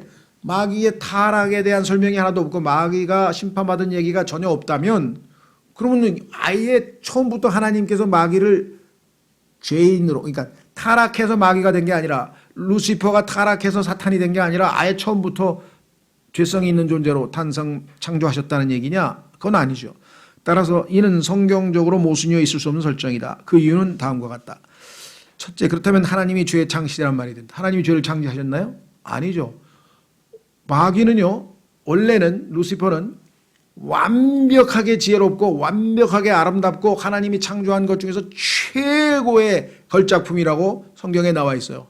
그자가 마음에 교만함을 품고 내가 하나님을 이겨보겠다, 하나님과 비교보겠다 하는 순간 타락을 했지, 그전까지만 해도 하나님 밑에서 최고의 권위를 받은 하나님을 덮는 그룹이었다고 성경에 나와 있잖아요. 둘째, 성경은 마귀가 초기에 완벽한 형태로 창조되었으며 성경에 완벽하게 창조되었는데 나중에 어떻게 돼요? 불법이 발견되었다고 분명하게 성경에 써 있어요. 그렇다면은 언제 창조됐고 언제 타락했고 언제 심판받았고, 이것을 설명하려면 갭이 있으면 자연스럽게 그 갭 기간 동안에 다 이런 일이 일어난 거잖아요. 그런데 갭이 없으면 언제 이거 설명할 수가 없어요. 그는 창조되던 날에 완벽했지만 우리가 처음이라고 부르는 그 창조의 시점에서는 죄 짓는 자여 살인자였다. 그러니 그는 자신이 창조되던 시점과 창세기 1장이 다루는 세상이 창조되던 시점 사이에 죄에 빠지고 타락해야 된다. 그리고 이 시간을 설명할 수 있는 것은 오직 간극뿐이다. 다른 선택의 여지가 없다. 즉 우리가 명백하게 마귀의 창조, 타락, 심판이라고 하는 것이 성경에 나와 있는 사실이라고 한다면 이 시점을 갭 이외의 시점이 아니고는 설명할 방법이 없다 이거죠. 창세기 1장 3절 이후에 마귀가 소위 말하면 창조됐고 타락됐고 심판했다는 얘기가 성경에 단 한 구절도 안 나오잖아요. 그러니까 창세기 1장 1절 2절 사이에 뭔가 일이 있었다는 것은 분명하지 않느냐. 마귀들의 기원, 우리가 살펴볼 마지막 소재는 약간의 추론이 동원되며 핵심적인 사항은 아니다. 하지만 다음과 같은 사람을 잘 생각해보자. 보완 설명을 좀 하면 마귀들이란 사탄을 따르는 악한 영이다. 아까 말씀드렸습니다. 악한 영 또는 더러운 영. 성경의 사복음서에 마귀들에 대해서 이름은 악한 영들 또는 더러운 영들인데, 마귀들은 단순히 악한 천사와는 다른 존재인데, 왜냐하면 천사들은 몸이 있는 반면 저들은 그렇지 않기 때문이다. 천사들은 이 땅에 인간으로 오면 어떻게 됩니까? 여러분들 창세기 18장에 보면은 인간의 몸을 입고 나타나기도 하죠. 천사가? 예. 인간처럼 보였잖아요. 자, 그런 몸이 있는 반면 마귀들은 영이기 때문에 영. 사실 마귀들은 그런 몸을 소유하려는 욕망을 항상 지닌 것 같다. 그래가지고 돼지 몸속에도 들어가고 사람 몸속에도 들어가고 몸을 자꾸 찾는다 이 말이에요. 그렇다면 이 마귀들이란 이 아담 이전에 이 땅에서 살다가 나중에 하나님께 반역하여 육체를 잃고 이 땅을 떠놀게 된 영들일 가능성이 충분히 있다. 이건 이제 추측입니다. 추측. 그들은 그렇게 정체 없이 방황하다 최후의 심판 때 영원히 멸망할 운명인 것이다. 예수님과 마주친 마귀들은 주님께서 때가 되기도 전에 자신들을 괴롭히기라고 하시는 것인즉 촉각을 건드렸다. 아직 내가 지옥불에 던져질 때가 아닌데 왜 예수님 벌써 나를 이렇게 심판하시려고 합니까? 설령 마귀들의 정체가 이와 다르다 할지라도, 왜? 이건 추측이니까 혹시 다르다 할지라도 그들의 기원은 여전히 창세기 1장 1, 3절의 사이에 문맥에 있어야 하면 틀림없다. 왜? 이 마귀들이 창조됐다는 얘기가 창세기 1장 3절의 첫째 날부터는 안 나오니까 당연히 1장 1, 2절 사이에 있었을 것은 분명하잖아요. 그러면 마귀들, 천사들, 이런 존재들, 영적인 존재들의 창조, 타락, 심판에 대한 것이 갭이 없이 어떻게 설명이 가능하냐. 너무나 상식적으로 봤을 때 갭이 있는 게 너무나 당연하겠네 이렇게 되겠죠. 결론입니다. 하나님의 원창조와 땅의 파멸에 대해 성경에서 그다지 큰 비중을 할애하여 다루시지는 않는다. 이 시대 여러분과 저에게 있어서는 핵심적인 사항은 아니죠. 이 시대 핵심적인 사항은 하나님께서 우리를 창조하셔서 하나님의 형상대로 지으셔서 하나님의 기쁨을 위해서 지으시고 하나님께 영광 돌리기 원하시고 하나님과 교제 가운데 있기를 원하셨는데, 죄를 짓고 타락한 우리가 하나님의 아들을 보내셔서 우리를 다시 구원하셔서 우리로 하여금 하나님을 기쁘시게 할 수 있는 자격을 다시 갖게 하시고 영원토록 예수 그리스도의 신부가 되어서 예수님을 닮고, 이것이 우리에게는 제일 중요한 사실이겠죠. 그렇죠? 네, 그래서 여기 나와 있는 것처럼 그만큼 비중이 있게 다루고 있지는 않죠, 이 주제를. 그렇기 때문에 이 주제에 있어서 견해를 달리한다고 해서 하나님의 말씀을 참되게 믿는 신자들 사이에 분열이 생겨서는 안 된다. 똑같은 아버지의 아들들이야. 그렇죠? 그렇죠. 우리 같은 하나님의 아들, 예를 들면 같은 집안이야. 우리 집안이야. 그런데 생명은 같은데 같은 아들들인데 생각이 달라. 그래서 한 사람은 야당 찍고 한 사람은 여당 찍었어. 그거 갖고 싸워가지고 둘이 갈라설 이유가 있습니까? 그건 예를 들면 그렇죠. 하나는 따뜻한 게 좋다 그러고 하나는 추운 게 좋다 그러고 하나는 겨울이 좋다 그러고 하나는 여름이 좋다 그러고 그렇다고 해서 한 집 아들 아닌가요? 그런 거 가지고 왜 싸우냐 이거예요. 왜? 같은 아버지의 피를 이어받은 아버지의 아들들이니까 그런 견해가 다른 거는 서로 용납하고 사랑하고 이해해 주면 되잖아요. 아, 저 사람은 더운 걸 좋아하나 봐. 난 더운 거 미치겠는데. 아, 저 사람은 왜 추운 걸 좋아하지? 난 추운 게 그냥 난 딱질색이야. 근데 같은 아들이네? 같은 집에서? 아무 사용도 없어요. 왜? 한 사람은 스키 타러 가고 한 사람은 수영을 하면 될 거 아니에요, 나중에. 제각각. 왜 싸워요? 그러니까 이런 문제를 가지고 뭐 2단이니 3단이니 왜 그런 짓을 하냐, 이게. 킹제임스 성경 진영에서도요, 간극을 믿는 사람들이 있고 안 믿는 사람들이 있어요. 안 싸워요. 그런데 막 싸움 거는 사람이 있어. 그냥 그분 이름을 또 대면 또 내가 개인적으로 비난한다 할까봐 얘기는 안 하는데 자꾸 싸움을 걸어와. 그 내가 왜 싸움을 거시는지 모르겠어. 지금 우리 쪽에서는 이러한 이유로 이렇게 믿습니다. 그럼 본인들은 나는 이러한 이유로 이렇게 믿는다. 다르게 믿는다. 아, 그러면 그건 견해가 다르니까 우리 좀 덮고. 나는 너무너무 여름이 좋아. 나는 너무너무 겨울이 좋아. 아, 알겠습니다. 그럼 각자 요 문제는 난 스키 타러 가고 너는 수영하러 가고 나중에 깨끗하게 아무 문제가 안 되는데 난 너 여름 좋아하는 놈하고 같은 집에서 못 살겠다. 나가. 이게 말이 되냐 이 말이에요 지금. 제가 아주 억지로 말도 안 되는 비유를 들었는지 모르지만 내가 볼 때는 너무 말이 안 돼. 아, 이해하면 될 거 아니에요. 아, 나하고 체질이 다르구나. 왜? 쟤는 A형이고 나는 O형이고 아, 그 혈액형도 다르구나. 뭐 다른 게 어디 한두 개입니까? 그렇죠. 예, 그런데 그래서 여기 뭐라 그랬어요? 정말 올바른 태도잖아요. 아, 배울 만하죠. 그렇기 때문에 이 주제에 있어서 견해를 달리한다고 해서 하나님의 말씀을 참되게 믿는 신자들 사이에 분열이 생겨서는 안 된다. 하지만 성경을 수년간 연구한 결과 필자는 현 세상 이전에 무언가 사건이 있었음을 확신하게 되었다. 창세기 1장의 6일 창조가 시작되기 전부터 1장 3절부터 6일 창조가 시작됐는데 그 전부터 이미 너무나 많은 것들이 먼저 생겨 있었던 것이다. 이제 와서 그때에 대해서 많은 것을 알 수는 결코 없겠지만 성경에서 조금만 설명해 주니까 어떤 시기가 있기는 했다는 사실 자체는 의심의 여지가 없이 확고하다. 그래서 우리는 간극을 있다고 믿는다. 이 얘기죠.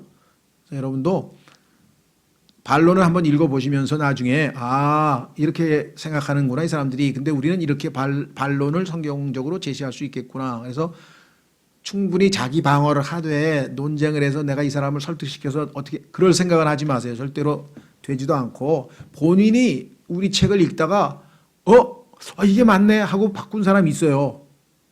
예, 지금 저 진해에 있는 목사님 한 분 계신데 그분은 처음에 안 믿었대요. 저한테 전화가 왔어요.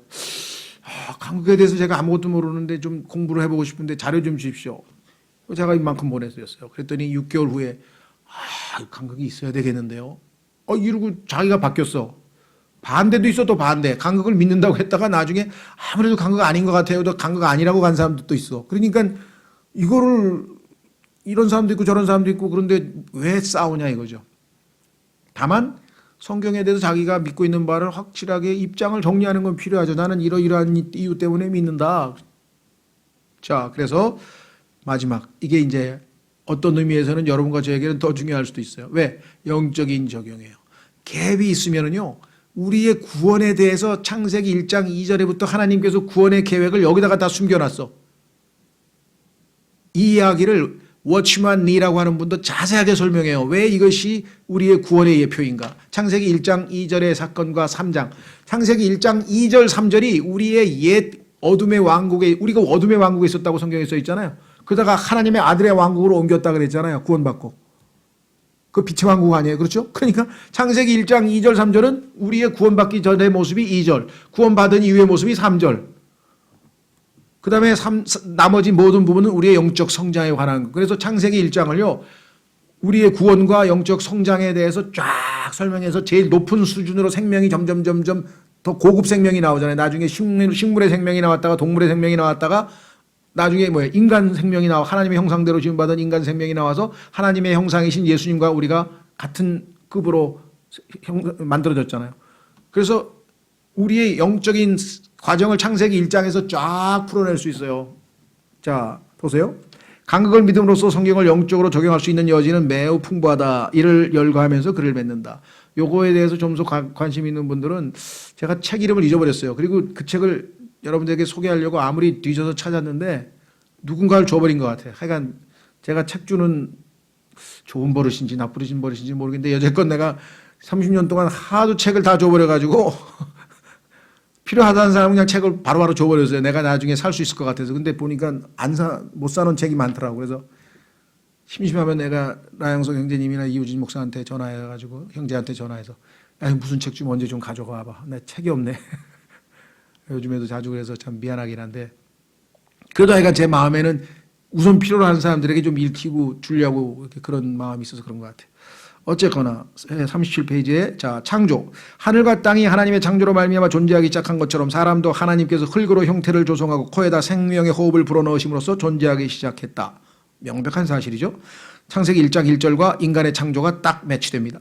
사람은 죄 없이 완벽한 상태로 창조되었고 창세기 1장 1절도 마찬가지. 하나님과 교제를 나누었으며 하나님을 섬기는 것으로 출발했다. 하나님과의 교제가 끊이지 않았기 때문에 그는 항상 하늘을 향하고 있었다.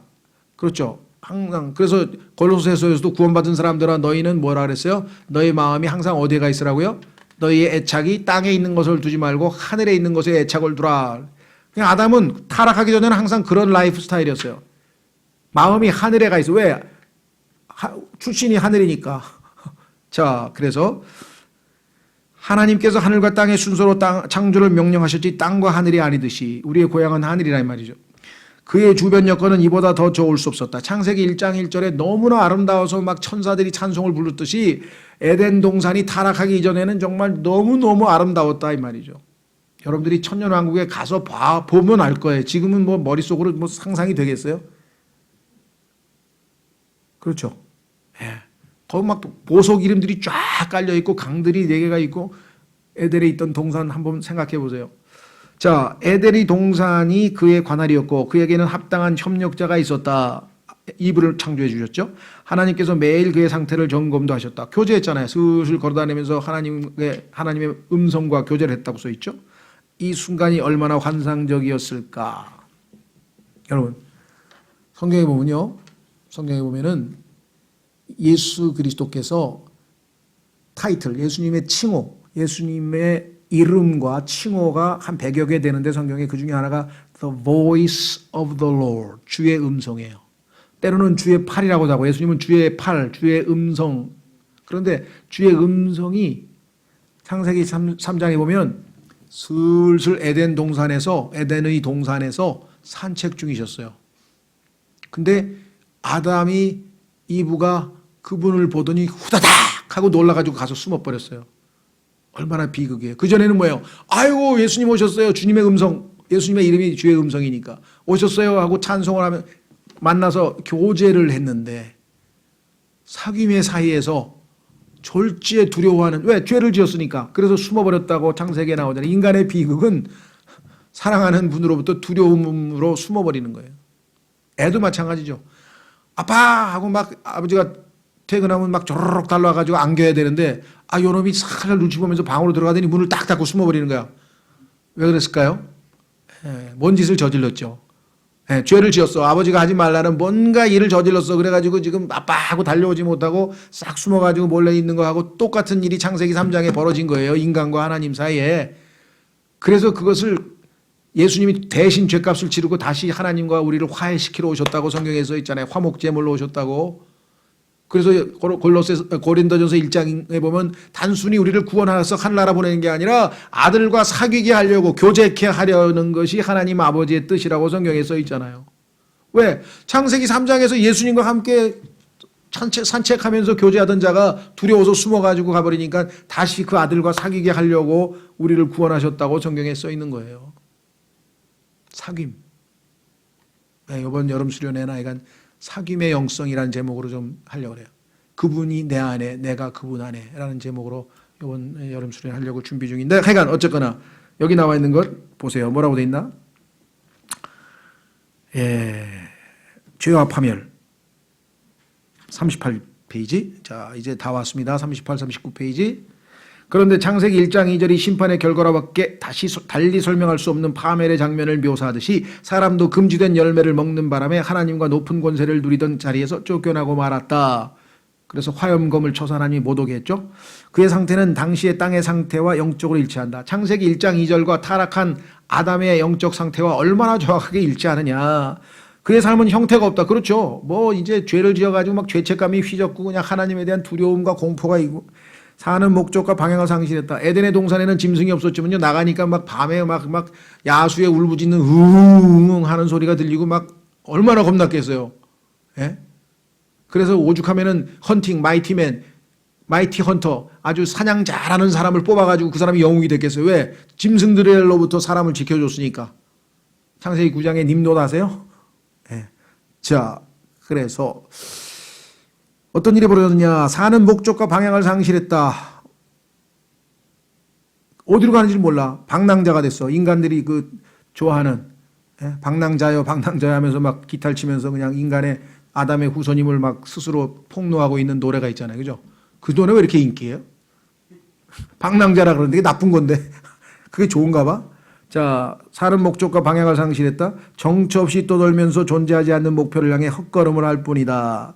그래서 이 사람들을 성경에서 우리를 도망자, 하나님으로부터 진리로부터 도망쳤죠. 두 번째 방랑하고 있죠. 그래서 우리의 죄인들의 타이틀이 도망자와 방랑자. 예수님 믿으면 어떻게 돼요? 도망자에서 순례자로 바뀌어요. 이제 목표가 있어. 갈 곳 하늘나라로 향해서 순례자와 그다음에 뭐예요? 외국인. 하늘이 고향이니까 여기는 우리는 외국인이죠. 타국인. 나그네. 삶은 비어있다. 그래서 솔로몬처럼 아무리 뭐 모든 쾌락을 동원하고 모든 걸 다 해봐도 나중에 헛되니 못돼.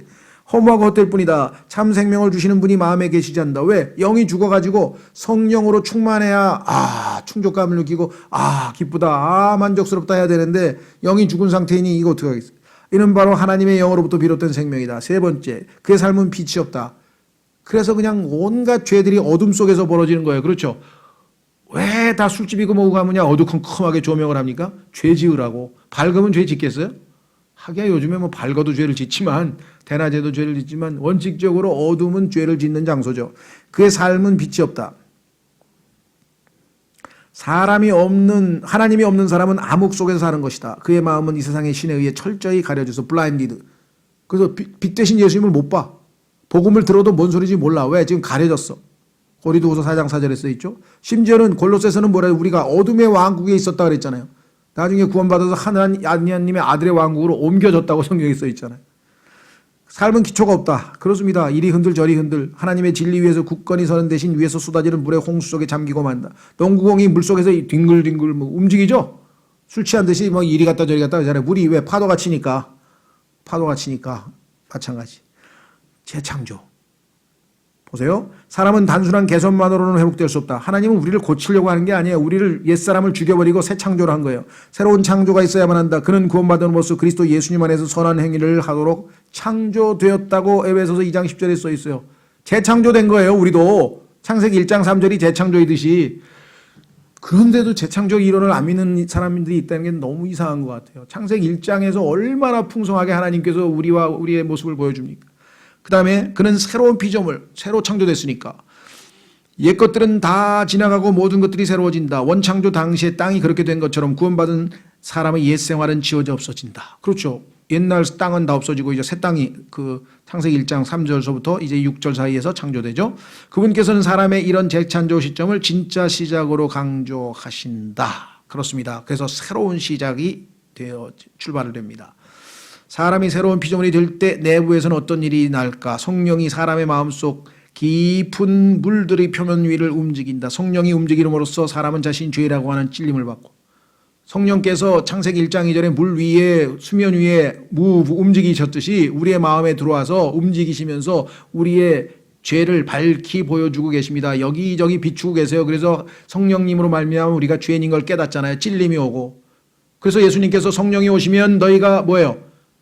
죄인인 것을 책망하되 세상을 책망하는데 그가 죄에 대해서 책망한다. 죄에 대해서. 창세기 1장 2절에서 성령께서 물 위를 운행하셨듯이 우리의 마음에 성령께서 오셔서 죄를 보여주셔서 주님 저는 죄인입니다. 구원이 필요합니다. 십자가에서 저를 위해서 죄값을 치르셔서 감사합니다. 주님을 믿고 구원받겠습니다. 이게 더 첫 순간이 뭐예요? 성령의 역사잖아요. 성령의 역사. 창세기 1장 2절에 똑같잖아요. 성령의 역사. 그분의 부르심을 받아들일지 여부를 결정하게 된다. 거절은 곧 영원한 죽음을 뜻한다. 그러나 주 예수 그리스도를 구주로 받아들이는 것은 영원한 생명을 뜻한다. 그분을 받아들이는 순간 성령은 사람의 영을 다시 태어나게 한다. 이걸 중생이라고 했고 요한복음 3장 6절에서는 거듭남, 다시 태어남. 아버지 하나님께서 그 순간 뭐예요? 성령님께서 우리의 마음에 죄에 대해서 찔림을 주셨을 때 나는 죄인이구나 하는 순간에 뭐야? 빛이 있으라고 하면서 갑자기 하나님의 말씀에 빛이 비치는 거죠. 자, 보세요. 하나님께서 어떻게 했다고요? 말씀하시되, 말씀. 뭐라고? 빛이 있으라. 말씀과 빛이 동시에 들어오는 거예요. 예수님의 말씀, 복음의 말씀을 듣는 순간에 빛이 임하는 거죠. 그럼 어떻게 돼요? 예, 밝아지는 거죠. 그래서 그래 덧붙여 성령은 사람을 다시 새롭게 함으로, 그래서 성령께서 우리를 이제 옛 아담에서 새 사람으로 바꿔서 새롭게 했어요. 그리고 그의 생각의 영을 새롭게 한다. 이제 사고방식이 바뀌죠. 그래서 로마서에서 우리의 생각을 새롭게 함으로 헌신하라고 강조하고 있잖아요. 자, 이 모든 교리 교찰보다 더욱 중요한 것은, 지금까지 우리가 교리를 엄청 많이 배웠는데 더 중요한 건 뭐냐? 여기 계신 분은 해당이 안 되겠죠. 이미 이루었으니까. 바로 독자 여러분이 예수 그리스도를 본인의 구주로 알고 있느냐는 것이다. 창세기 1장 2절 3절이 여러분의 체험이냐? 여러분은 살면서 자신이 죄로 가득 찬 가운데 있고 그 때문에 지옥에 갈 수 없었음을 인식한 적이 있는가? 예수 그리스도께서 바로 여러분의 죄로 인해 십자가에서 죽으시고 여러분의 그 빚을 갚으셨다. 여러분이 할 일은 죄에서 돌이켜서 그분을 여러분의 영원한 구주로 믿는 것뿐이다. 만약 그렇게 한 적이 없다면 지금 즉시 받아들여야 할 것이다. 우리는 뭐 다행히 이제 받아들여서요. 예.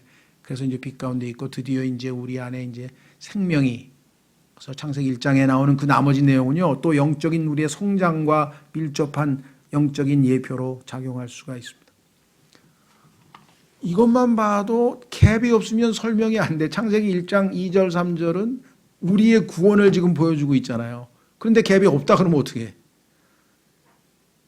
그래서 저는 좀 안타까워요. 그래도 어쩔 수 없죠. 또 그분들은 그분 나름대로 뭔가 이유가 있으니까. 그래서 아까 우리 얘기했듯이 여러분이 자기가 하나님의 진리를 정확하게 배우는 게 첫 번째 목적이고요. 두 번째는 이걸 통해서 다른 우리에 대한 공격으로부터 우리가 반론을 펴서 정확하게 우리는 이런 이유로 이걸 믿는다라고 해서 우리의 입장을 밝히는 게 두 번째고요. 세 번째는 이게 하나님의 말씀의 전체적인 구조로 보니까 그럴 수밖에 없구나. 이 갭은 우리에게 하나님께서 다 자세하게 설명 안 해도 필요하기 때문에 이렇게 여러 곳에서 우리에게 알려주셨구나. 그렇죠? 예, 그리고 그것이 마지막 순간에 이게 원래 우리가 구원받기 전의 모습이 창세기 1장 2절이고, 그렇죠? 우리가 창조, 태어났어요. 그 다음에 타락, 죄 지었어요. 세 번째, 다시 재창조. 그래서 우리는 새로운 창조물이 되었구나. 그것을 보여주는 것이 창세기 1장 1, 3절의 공부에 있어서 우리에게 직접적으로 적용되는 진리다. 그렇죠? 예, 그래서 약간 갭에 대해서 어려운 주제이지만 그래도 우리가 신학원에서 한 번은 꼭 다뤄야 될 것 같아서 한 번 했고요. 다음 시간에는 이제 마태복음 1장 1절을 놓고 성경을 가지고 우리가 쭉 풀어서 이것이 어떻게 성경의 핵심 구절이 되었는가 한번 살펴보려고 합니다. 오늘은 여기까지 하겠습니다.